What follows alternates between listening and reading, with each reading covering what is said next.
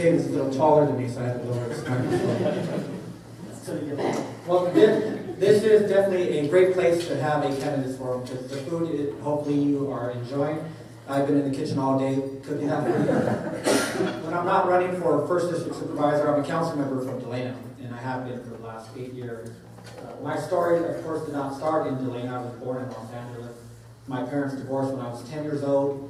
My mom's coworker said, if you're ever looking for a place to raise a family, I grew up in a small town called Delano. She packed up a U-Haul with 4 kids, 13, 11, 10, and 4 years old, and we made Delano our home. We didn't have any family there. We had no friends there. But fortunately, after 20 years, she bought our first home. 3 of those kids have college degrees. Her son became mayor of that community, and she's still the hardest working mayor at Delano Regional Medical Center. For 34 years, she has definitely been the rock of my life, and I'm proud to say that in 65 days, there's another woman that will step into that role. I'm getting married in July. Thank you. And I'm sure the other candidates, on the campaign trail we talked about it. It's been 120 days and it's been 90 days. Well, this year, folks, 65 days, win or lose, I am getting married. But before I asked her to marry me, I let her know that I was thinking about running for Kern County Supervisor because I recognize that happy wife equals happy life. And I asked for her support because as David mentioned, it is a ruling road to be a candidate in a district that is so big and diverse as the first district. But I'm up for the challenge. I was going to run 4 years ago, but I thought that I wasn't ready then. But I can tell you that I'm ready now. After 8 years of being on Delano City Council, we've been able to do some great things. We have construction going on in every corner of Delano, and I think that that's a reason for that is because our city council has been focused and has concentrated on really trying to bring in jobs because the last few years as a business owner have been tough. The economy has taken its toll, and the reality is that there are less resources and there's still the same need.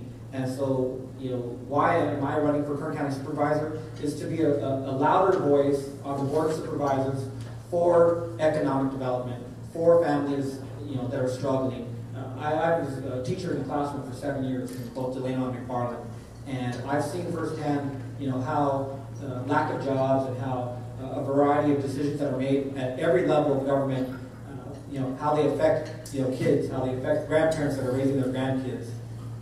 And my goal is to be a louder voice for those families and those business owners.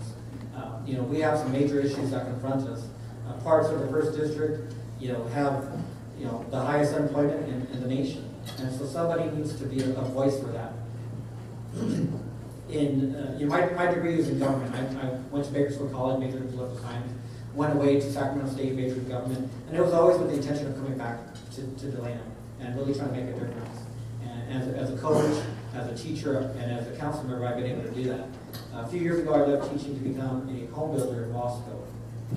Last year we actually had a very good year, built 17 homes, and I'm thankful for that. And so I now understand, as a business owner, really the decisions that are made and how they affect you. In Sacramento last year there was 2,323 bills introduced. This year a little less. And I think to myself, those bills and those laws are passed. They don't make our lives easier. They don't put more money in our pocket. And I think that too often the people in Sacramento, the people in Washington, D.C. have failed us. They have failed us. And where I live, there's an open assembly seat and there's an open congressional seat. And somebody asked, why don't you run for those? Are you crazy? Why would I want to be one of 120 members in Sacramento or one of 435 in Washington, D.C. when I can be one of 5 that really makes some change? I think that all politics is local. I learned that this summer when I was at Harvard in a leadership program. And people are frustrated with their government because they feel that it's not working for them nor working with them. And so the pillar of my candidacy is that all politics is local. That the life that we live every day, whether it's a pothole that we drive over or the lack of a bike lane in different parts of the district or the hoops that you have to go through to be a business owner or to open up a business, those things have gone out of control. And somebody is going to need to be a voice for all those issues. And there are many issues that confront us. And I hope to use my energy and my insight as a person to address them. And I thank you so much for your time.